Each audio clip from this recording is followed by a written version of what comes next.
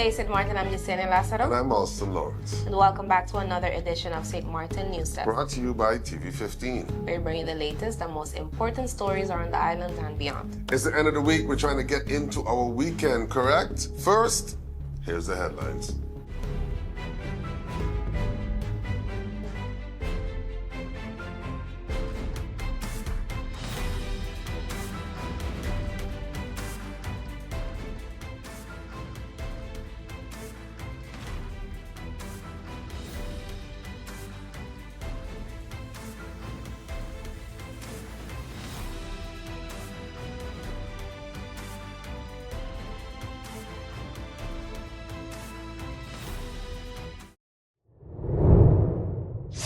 Seven-year sentences for jewelry store armed robbery trio.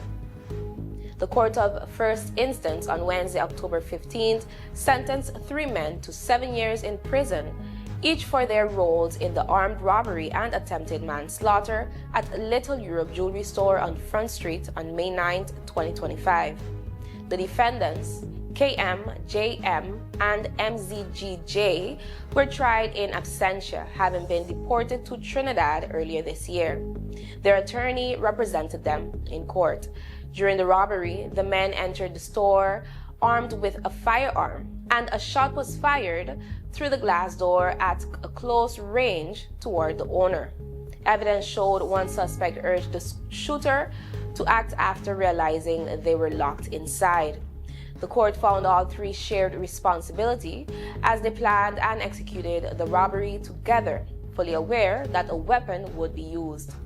Following the prosecutor's office OMSXM recommendation, each was given 7 years imprisonment. The court ordered them to jointly compensate the victims, awarding 50,000 Caribbean guilders to the store owner and 20,000 Caribbean guilders to another victim for emotional damages, plus interest and legal costs. The OM emphasized that violent armed robberies pose grave risk and demand firm judicial action to protect public safety and uphold justice. Court hears forfeiture case against former MP in vote buying scandal. The Court of First Instance on Wednesday, October 15, heard the forfeiture case against former Member of Parliament A, tied to the vote buying investigation known as Aconitum. The prosecutor's office, known as OMSXM, seeks to recover 168,189 guilders with 58 cents, representing salary and transitional allowance AA received since his election in January 2024, arguing these were the proceeds of election fraud and perjury that enabled his swearing in as an MP. A verdict is expected on October 22nd at 8:45 a.m. In January 2025, AA was convicted of vote buying and sentenced to 18 months in prison and 6.5-year ban from public office. He has appealed the ruling, with the Court of Appeal scheduled to hear the case on November 3rd. Wednesday's hearing focused solely on the recovery of unlawful obtained financial benefits, separate from the criminal proceedings. The prosecutor's office stated that individuals who profit from criminal acts should not be allowed to retain those earnings.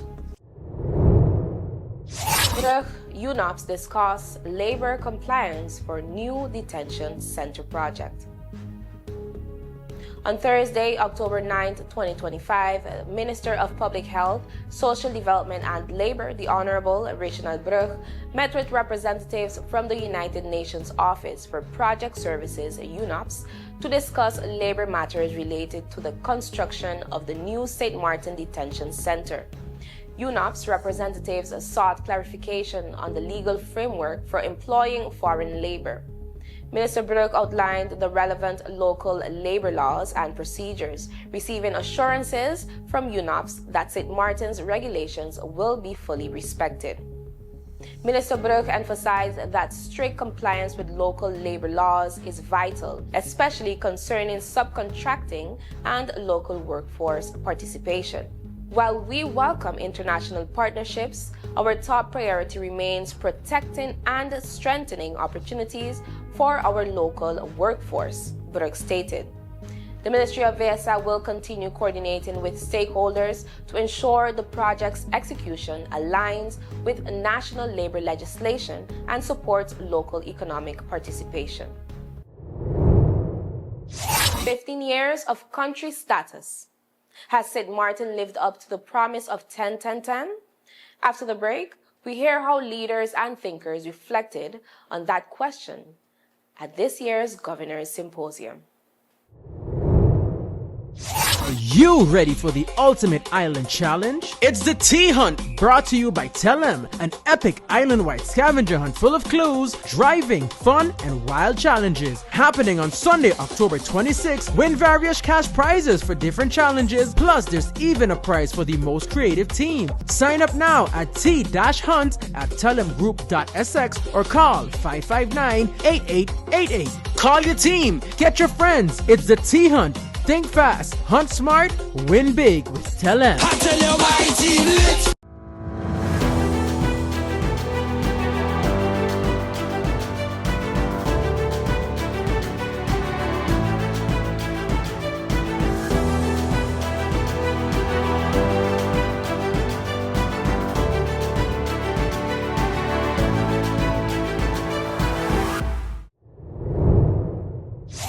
Hey there, it's Missy with a Sunshine Report, straight out of Sunshine City, Sint Maarten, bringing you the warmth and the sunshine you need to kickstart your day. So let's dive into today's forecast and see how the skies are treating us.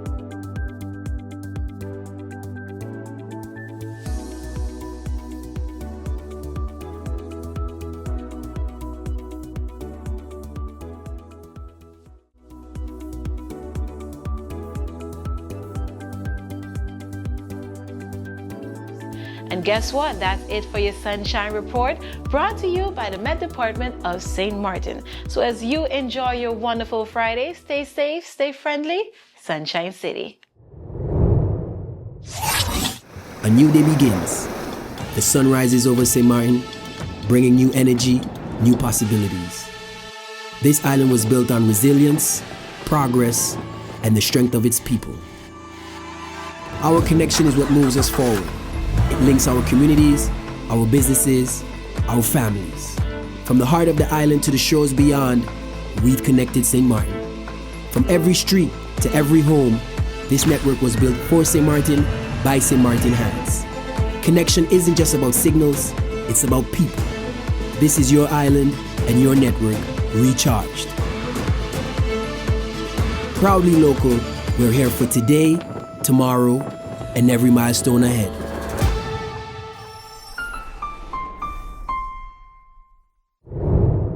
Minister Brug sets reform agenda for SZV to strengthen transparency and sustainability. Minister of Public Health, Social Development and Labor, VSA, the Honorable Richinel Brug, has outlined a new framework of reforms and directives to guide the social and health insurances SZV toward greater transparency, accountability, and long-term sustainability. As of October 15th, Adjunct Director Mr. Felici will serve as temporary director and has been formally tasked with executing several key assignments to improve financial oversight, strategic planning, and public trust. One of the main directives includes conducting an independent financial assessment of SZV's current position, as required under Article 21, subsection 8 of the SZV Ordinance, with the report to be submitted to Parliament. Records show that the last time this legal requirement was fulfilled was under Minister Emile Lee. Minister Brug noted, all ongoing and future capital projects under SZV's purview, including the new General Hospital, any financing proposals, and the proposed SZV headquarters will undergo a full technical and value for money assessment. As Minister of VSA, I will not succumb to pressures to approve the construction of a new SZV building that is multiple times above market value, Brooks stated. We must act responsibly with public funds. Mr. Filesi will also present a 3 to 6 month financial plan outlining cost-cutting and efficiency measures to ensure SZV remains stable while serving the community.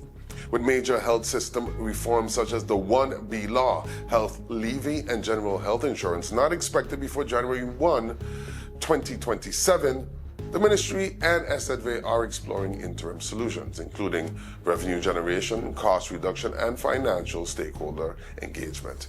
SZV supports our seniors, workers, and families. That responsibility is not taken lightly, said Minister Brug. These measures are about ensuring stability today and building a foundation for tomorrow. He reaffirmed his commitment to good governance, accountability, and long-term planning, ensuring that social protection in Sint Maarten remains strong and sustainable. Excitement builds for 5th annual Sint Maarten Gastronomy Festival. Culinary anticipation is rising as Sint Maarten prepares to host the 5th annual Festival de la Gastronomy, set for November 11th through 22nd, 2025, celebrating the island's rich culinary diversity and creative flair under the theme of Passion Fruit. The Sint Maarten Tourism Office previewed the event with a press dinner at Barati Restaurant in Concordia, owned by local chef ambassador Shane Huggins, who served a 3-course menu showcasing Sint Maarten's signature flavors. Yolene Peyrad, 2024 Mixology Contest winner, complemented the meal with a passion fruit tonka margarita, symbolizing this year's star ingredient. Tourism Office President Valerie Demasu and Director Ida Wainam outlined the festival's extensive program, highlighting local and international talent, interactive workshops, and live competitions.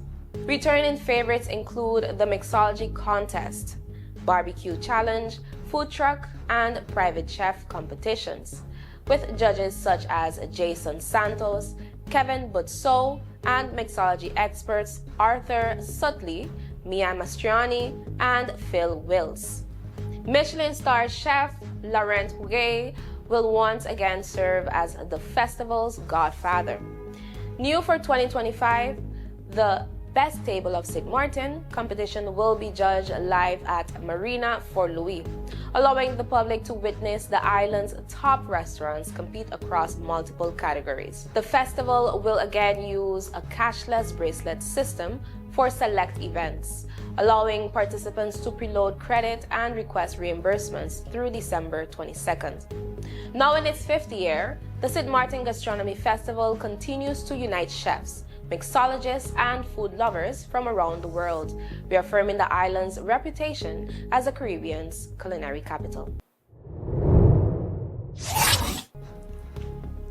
Pink Sunset Sale marks 10th anniversary with record-breaking turnout and $12,500 raised. The 10th anniversary Pink Sunset Sale set a new milestone this year, with 300 guests aboard 4 catamarans joining forces for an evening of unity, awareness, and generosity, raising over $12,500 in support of the Positive Foundation and the Electrolytes Foundation. The event, hosted by Aquamania adventurers at Simpson Bay Resort and Marina, began with a lively pink mixer featuring rosé, snacks, live steel pan music, a 360-degree photo booth, and face painting. Guests then set sail on Lambada, Tango, and 2 Golden Eagle catamarans from Out Island charters for a scenic sunset cruise and a much-anticipated raffle draw. With more than 200 prizes donated by local businesses, the raffle showcased St. Maarten's enduring spirit of giving. Seeing 4 sold-out boats and record fundraising is a testament to how much this cause resonates, said Michelle Courtewac of shortcut to success, the event organizer. It's a beautiful reminder of what we can achieve together. Representatives from both beneficiary foundations express heartfelt gratitude to Aquamania Adventures, sponsors, and all participants. To everyone who sailed, celebrated, and supported this cause, thank you for keeping the spirit of hope alive for 10 wonderful years, said Shelley Alfonso of the Positive Foundation, joined by Mercedes Van der Waal Wyatt of the Electrolytes Foundation. Funds raised will help both foundations continue offering free mammograms for uninsured women and distributing educational material, promoting early detection and breast health awareness. Over the past decade, the Pink Sunset Sale has become a cherished Breast Cancer Awareness Month tradition, uniting the community through compassion, celebration, and purpose, and proving once again that St. Maarten sails strongest when it sails together. From vision to reality, can St. Maarten become the gold standard for governance and innovation in the region? Our feature story explores the idea shaping Vision 2035, right after this commercial break. Are you ready for the ultimate island challenge? It's the Tea Hunt, brought to you by Telem, an epic island-wide scavenger hunt full of clues, driving, fun, and wild challenges. Happening on Sunday, October 26th. Win various cash prizes for different challenges, plus there's even a prize for the most creative team. Sign up now at t-hunt@telemgroup.sx or call 559-8888. Call your team, get your friends. It's the Tea Hunt. Think fast, hunt smart, win big with Telem. I tell you my team lit. Let's put everything on the table. People always give their opinion, and you can either take it or crunch it. Let them judge. We give in to the most irresistible flavor. We devour every nugget that falls in our hands, especially when it's our crunchy fried chicken. And let the crumbs fly if needed. Let them keep judging. We'll keep indulging. KFC, it's finger-licking good.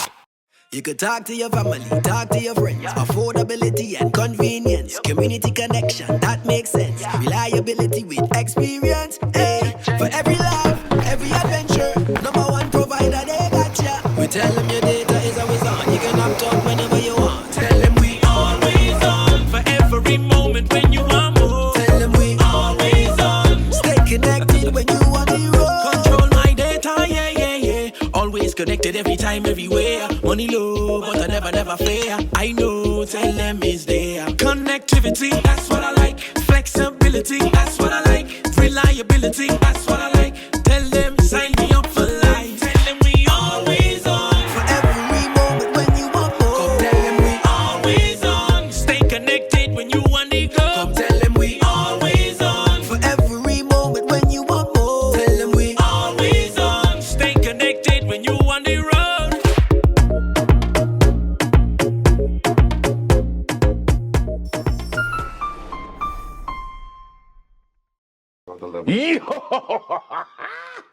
Guess what? I got an idea. It's amazing. You see how we have the link? Sharing oil everywhere. QR link, the yeah. QR link. Yeah. Raw Caribbean Channel app. Yeah. You're welcome. Put it in the back. But it's not an app, though. It's not an app. App, you have to like download something to get it on your phone, take up space. It's not an app. It's like an app. Therefore, it can be an app. So, it's an app. Raw Caribbean TV app. Say it with me, Al. Come on. It's not an app, though. All you got to do with that, it's a link. You take the link, you hit the bookmark, you say add to home screen, and so it shows up like an app icon, but it's not an app, though. Are you a real person? It is an app because you get to watch all the programs from Raw Caribbean at one place. It is an app. I don't know how to explain this to you, but factually and technically, it's not an app. Kind of like we do the news, facts, Yeah. and you do that thing you do. Whoa. Point being, you just go to the QR, you hit bookmarks, and you hit add to home screen, and then you can have the link to, let's give it another name. The app. You want to call it the app? Raw Caribbean TV app? Jess. Yes. Jess, please, give, please, some sense, Jess. Jess. It's kind of like an app. That's why she gets the big bucks. It's not an app, though. It's not a app. What the It's not a app. You kiss your mother with her mouth? My God. Watch Raw Caribbean TV app. Watch Raw Caribbean TV app. Yes! It's not an app, though.